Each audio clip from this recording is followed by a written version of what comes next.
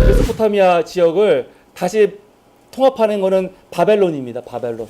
우리가 나중에 느부갓네살의 바분네가 비교해갖고 이때를 구바벨론, 그 훗날을 신바벨론이라고 이제 구별을 하는데, 바벨론이 근데 아모리족이잖아요. 아모리족. 아모리라고 하는 거는 사실은 아무루라는 말에서 나온 거예요. 아무루. 근데 아무루가 뜻이 뭐냐면 서쪽 사람들이라는 뜻이래요. 서쪽 사람들. 그러니까 이거는 시리아를 말하는 거예요. 시리아 사막을 기준으로 했을 때 시리아 사막 서쪽에서 온 사람들이거든요. 이게 이제 아모리인들인데, 이 아모리인들이 사실은 메소포타미아도 다 점령을 했고, 그리고 이건 나중에 와서 알게 된 건데 레반트에 있던 에불라라는 엄청난 제국도 점령을 했어요. 그러니까 아모리가 다 퍼진 거예요. 사방으로 다 퍼져가지고 지배를 하는 거죠. 근데 아모리족이 점령을 했어도 아모리족이 워낙 방대하지만 그게 어떤 한 힘을 중심으로 딱 세력이 갖춰진 건 아니거든요. 그러니까 다 이렇게 흩어져 있는 백성들이에요. 하나 통합되지 않고. 근데 그거를 통합시키고 완성한 사람이 1792년에 함무라비이죠. 제위하면서. 처음에는 함무라비가 힘이 있지 않았어요. 함무라비 주변에 있는 다른 나라들이 훨씬 더 힘이 셌는데 함무라비가 굉장히 오랫동안 통치했습니다. 42년간 제위에 있으면서 28년간은 그냥 준비하는 기간. 그때까지는 그렇게 강국이 아니었어요. 오히려 아시리아가 더 강국이었습니다. 그런데 마지막 14년간 정복전쟁하면서 메소포타미아 지역 쪽을 이제 다 석권을 하는 거죠. 이러면서 함무라비 시대가 오는 겁니다. 이때 함무라비의 업적이라든가 그런 대외적인 활동을 알 수 있는 문서가 마리 지방에서 발견된 마리 문서들. 지난주에 발표했죠. 마리 문서들. 마리 문서가 바벨론에 있던 왕과 마리 지방에 있었던 총리 지역에 받았던 공식 문서거든요. 주고받은 문서기 때문에, 행정 문서기 때문에 당시 바벨론의 이야기들을 우리가 잘 알 수 있게 되는 거죠. 마리 지도 보시면 이 유프라테스강 상류층에 마리라고 있을 겁니다. 여기가 마리입니다. 마리. 그래서 약 200년간 바벨론의 시대예요. 200년간. 근데 이때 이스라엘은 어디에 있죠? 이때 이스라엘은 이미 이집트로 들어갔을 때죠. 이집트로 들어가갖고 그 이집트 중앙국에서 활동할 때예요. 이미. 이스라엘이 메소포타미아의 영향을 직접 받지는 않죠. 왜냐면 이미 이집트로 들어갔기 때문에. 오히려 이집트의 영향을 받고 있을 때란 말이에요. 근데 이때 메소포타미아는 함무라비 이후에 바벨론의 영향권 안에 있던 시대입니다. 그런데 바벨론이 이제 전성기가 끝나갈 무렵 이쪽 지방에서 아주 강력한 세력들이 또 두 군데가 일어나요. 하나는 지금 터키 지방이죠. 아나톨리아 지방에서 일어난 히타이트. 성경에서는 뭐라고 나옵니까? 헷 쪽 헷이라고 많이 나오잖아요. 아나톨리아. 히타이트가 엄청난 세력이에요. 히타이트가 뭘로 유명하죠? 철기로 유명해요. 철. 이때는 청동기 시대 아닙니까? 청동기 시대 때 히타이트는 철을 썼어요. 철을. 그러니까 어마어마한 힘이 있는 민족이죠. 근데 우리가 많이 빼먹는 게 이것도 사실은 옛날에는 많이 몰랐는데 지금 와서 많이 부각되는 건데, 히타이트 말고 또 미탄이라는 제국이 있어요. 미탄이. 히타이트 좀 밑에 보면 미탄이라는 제국이 있어요. 인종은 후리족. 미탄이가 진짜 병기의 나라예요. 17세기 때. 여기서 최초의 말 병거가 나왔고, 그러니까 우리가 드라마 보면은 말에다가 이렇게 철갑 같은 거 이게 씌운 다음에 말에도 갑옷을 씌우고 막 싸우고 이거 있잖아요. 이런 걸 최초로 한 게 이 미탄입니다. 미탄이. 근데 미탄이가 중요한 이유는 히타이트가 철기를 누구한테 배웠냐면은 미타니한테 배웠어요. 미타니의 후리족들한테 철기를 받아들인 거거든요. 그래서 철기 문명을 가져온 거죠. 그래서 아나톨리아에서 발행했고 철기의 나라 철병거가 사용이 됐는데 이건 미타니한테 받아들인 거예요. 그래서 1650년 하투스리스 1세가 히타이트를 통일했다는 거죠. 무슨 말이냐면은 함무라비가도 이 바벨론을 통일한 거잖아요. 히타이트도 처음 이 나라가 일어났을 때 한 나라가 아니고 굉장히 여러 도시들을 중심으로 도시국가로 일어난 거고, 그 도시를 통합한 게 17세기 중반에 하투스리스 1세예요. 그래서 오타입니다. 이집트하고는 시리아 지역을 놓고 이집트하고는 계속해서 싸워요. 시리아하고는 계속해서 싸우고.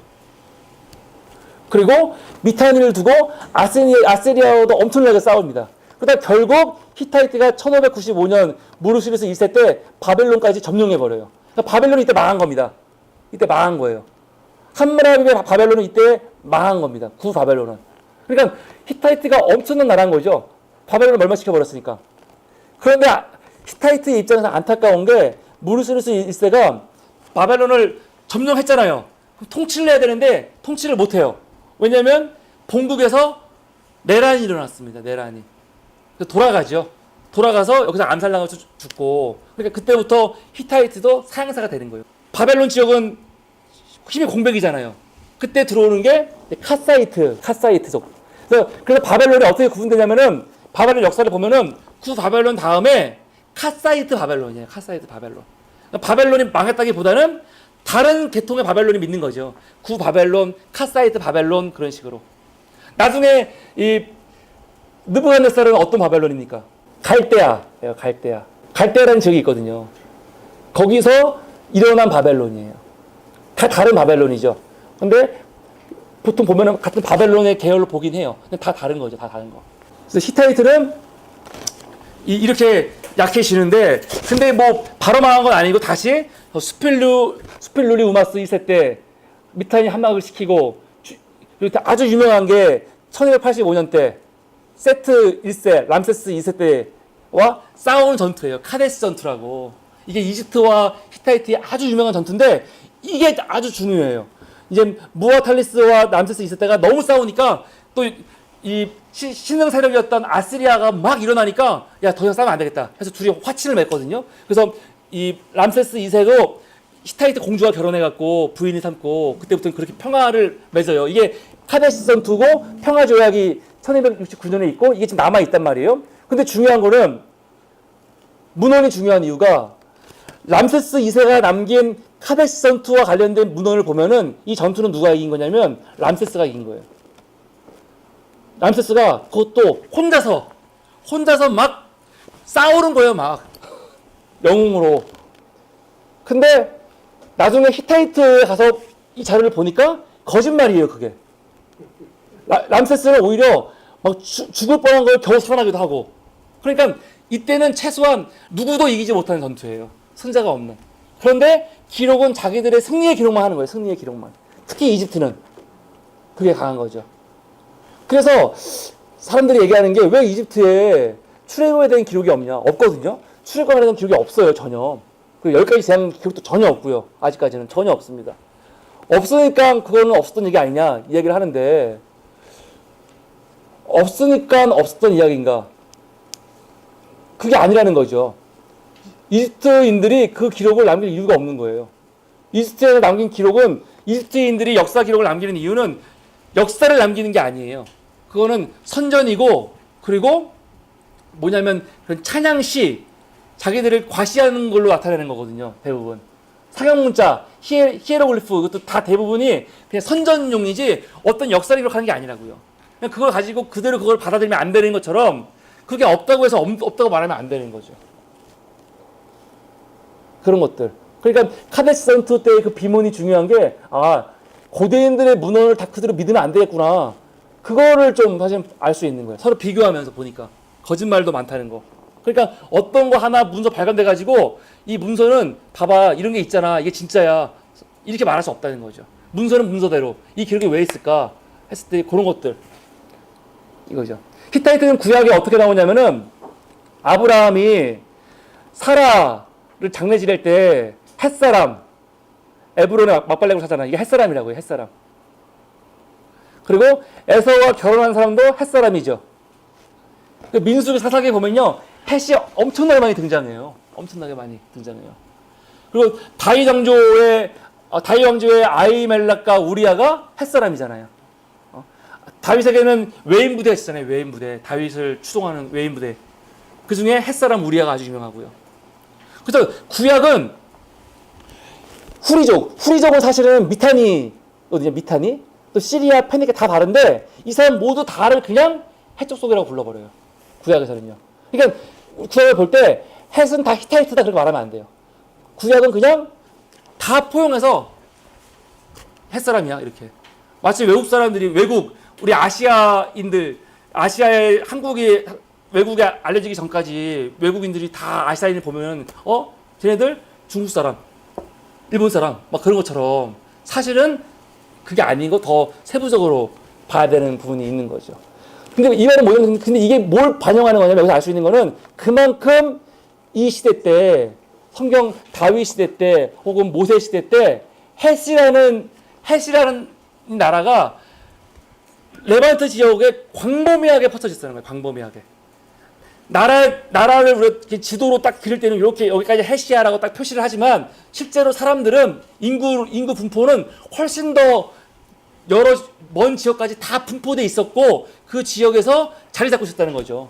가나안에도 이미 해적수들이 굉장히 많이 있었다는 걸 우리가 알 수 있는 겁니다. 그렇기 때문에 훗날 그러니까 모세 시대 때 하나님과 모세가 맺는 이런 언약들, 계약 관계들 보면 이게 다 히타이트 이런 구조라든가 아니면 미타니 후레인족들의 법 구조가 그대로 오는 거예요. 그러니까 아브라함 이 창세기에 나오는 그런 언약 맺는 거 있잖아요. 하나님과 언약 맺는 과정 같은 것들, 내용 같은 것들, 이런 의식 같은 것들이 그냥 나온 게 아니고 후리족과 해족족 또 근데 헷이 아까 히타이트가 후리족한테 문화를 받아들였다고 했잖아요. 문화만 다 받아들인 거거든요. 그러니까 이런 계약 체결 의식 같은 거 이런 것들이 그대로 다 반영이 돼가지고 결국은 이스라엘도 그걸 그대로 받아들이거든요. 이게 그러니까 굉장히 공통된 게 있는 거죠. 그러니까 이스라엘의 이런 율법 구조 같은 게 메소포타미아의 다른 나라와 완전 다른 게 아니고 다 같은 맥락 안에서 이해돼야지 더 제대로 이해될 수 있다. 그런 걸 알 수 있는 겁니다. 이제 미타니는 잠깐 말씀드렸지만 굉장히 강성했지만 그건 미타니는 이제 나중에 금방 망하죠. 그런데 시리아, 아나톨리아, 이오니아, 팔레스타인 이 지역에 다 두루 퍼져 있었고 이집트에서는 심지어 팔레스타인을 후리아인의 땅이다 이렇게 불렀죠. 이집트는 성경은 후리인까지도 그냥 헷으로 불러버렸는데 이집트에서는 오히려 팔레스타인을 후리인의 땅이다라고 부르고 있는 거예요. 투트모스 3세는 출애굽 15세기설을 할 때 모세를 죽이려고 했던 왕이 투트모스 3세입니다. 15세기설로 했을 때 아주 강력한 사람이에요. 대단한 사람. 팔레스타인의 영향력을 회복해서 미타니와 전쟁을 했고 기념비를 세웠고 미타니가 히타이트까지 점령을 하고 하는 거죠. 15세기 때 메소포타미아 무기혁명을 일으킨 게 이제 이 미타니입니다. 그러니까 미타니가 되게 중요해요. 근데 지금까지는 미타니라는 존재를 잘 몰랐어요. 미타니도 거의 최근에 밝혀진 나라거든, 제국이거든요. 지도가 훨씬 다양한. 근데 이것만 보더라도 우리가 지금 알고 있는 지식이 다라고 생각하면 안 되는 거예요. 그거 가지고 다 설명을 하면 안 되고 우리가 모르는 것들은 엄청나게 많습니다. 아직 밝혀지지 않았을 뿐이지. 또 어느 순간 전혀 알지 못했던 대제국이 나올지도 몰라요. 지금은 너무 아시리아라는 제국 당연한 거지만 아시리아가 사실은 없다고 했어요. 얼마 전까지만 하더라도. 그 얼마 전이 한 100년, 150년 전인데 그때만 해도 성경에 나오는 아시리아는 가짜야 이랬어요.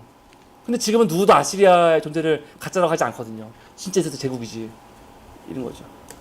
구약에서는 미타니를 호리인이라고 부릅니다. 호리인. 그리고 하란 있죠. 아브라함이 거주했던 하란이 후리인의 거주지죠. 여기가 바로 하란이 대표적인 후리인의 도시예요. 아브라함이 자기 고향이라고 할 때 아브라함의 고향이 어디죠? 우리는 아브라함의 고향을 하면 어디라고 대답합니까? 근데 성경을 보면은 아브라함은 자기의 고향을 우르라고 보지 않았어요. 왜냐하면 하란으로 봤죠. 그러니까 자기 아들 결혼시키려고 했을 때 고향으로 보내잖아요. 자기 종을. 근데 우르로 가는 게 아니고 어디로 가요? 하란에 가잖아요. 하란에서 데리고 오는 거죠.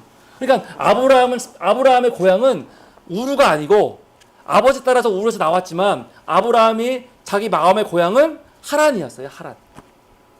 그러니까 야곱도 자기 삼촌이 어디에 있습니까? 다 하란에 있잖아요. 하란에.